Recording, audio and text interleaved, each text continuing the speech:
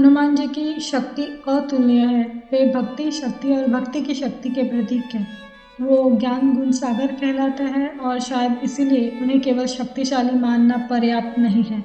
उनके बारे में जितना अधिक जानते हैं उतना ही उनका चित्र अपूर्ण रहता है, पर रोशनी से जगमग। तो बल का उपयोग, बल का सही प्रमाण में उपयोग, डिसर्नमेंट मतलब परिस्थिति का सही आकलन, और प्रेजेंस ऑफ माइंड, इन चीज़ों के बारे में सीखते हैं हनुमान महाप्रभु से। चलिए, आज का वीडियो है अबाउट स्ट्रॉन्गेस्ट वॉरियर अलाइव।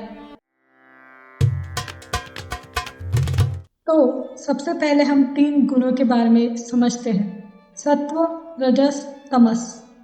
जल्दी से समझते हैं। इनका वर्णन हिंदू धर्मों के शास्त्रों में मिलता है। सत्व गुण शांति, ज्ञान और पवित्रता का प्रतीक है। रजस गुण क्रियाशीलता, उत्तेजना और जुनून का प्रतीक है, जबकि तमस गुण अज्ञानता, आलस और अंधकार का प्रतीक है।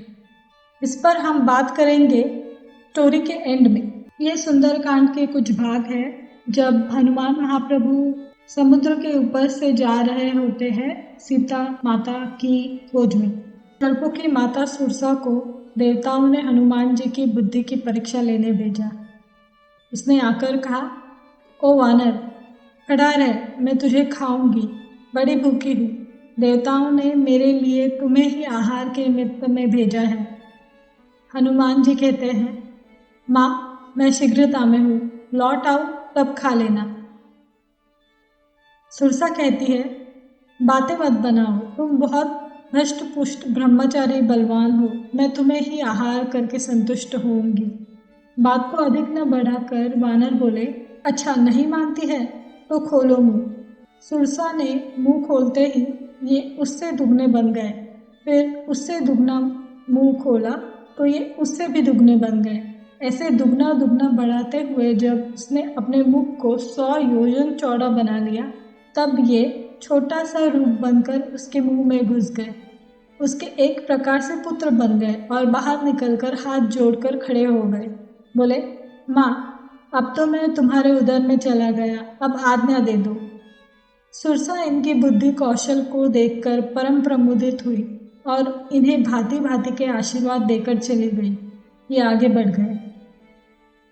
आगे चलकर एक विघ्न और आया। राहु की माता सिंहिका, जो समुद्र में ही रहती थी, आकाश में उड़ने वालों की समुद्र में पड़ती हुई छाया के द्वारा ही उन्हें खींचकर पकड़ लेती और खा लेती। उसने इनकी छाया को भी खींचा। ये उसकी धूर्तता समझ गए और ऐसा कसकर एक मुक्का जमाया कि उसके लगते ही वह त्वलोक सिधार गई। हनुमान जी समुद्र पार पहुंच गए। अब उन्होंने सोचा, इस पर्वताकार शरीर से लंका में प्रवेश नहीं करना चाहिए। समस्त सिद्धियां तो सदा इनके सम्मुख उपस्थित ही रहती थी। इन्होंने अनिमा सिद्धि के द्वारा अपना बहुत ही छोटा सा रूप बना लिया। लंका की अधिष्ठात्री देवी, जो सदा ही लंका की रक्षा करती थी, किसी अपरिचित व्यक्ति को बिना अनुमति के भीतर प्रविष्ट ही न होने देती थी।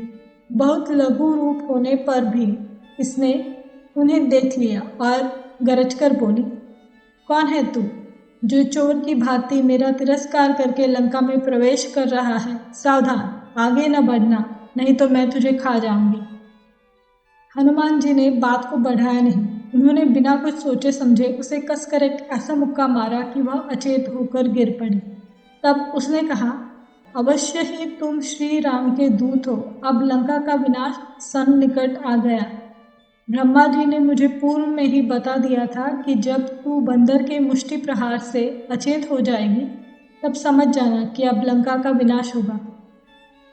अतः तुम प्रसन्नता से भीतर चले जाओ। इतना सुनते ही रात्रि के समय हनुमान जी ने लंका में प्रवेश किया। श्री राम काज करने वाले ब्रह्मचारी को सात्विक, राजसिक और तामसिक तीनों प्रकार की माया आकर घेरती है और उसे भांति भांति के प्रलोभन देती है। जो इनके फंदे में फंस जाता है वह गिर जाता है, तथा जो इन पर विजय प्राप्त कर लेता है वह आगे बढ़ जाता है।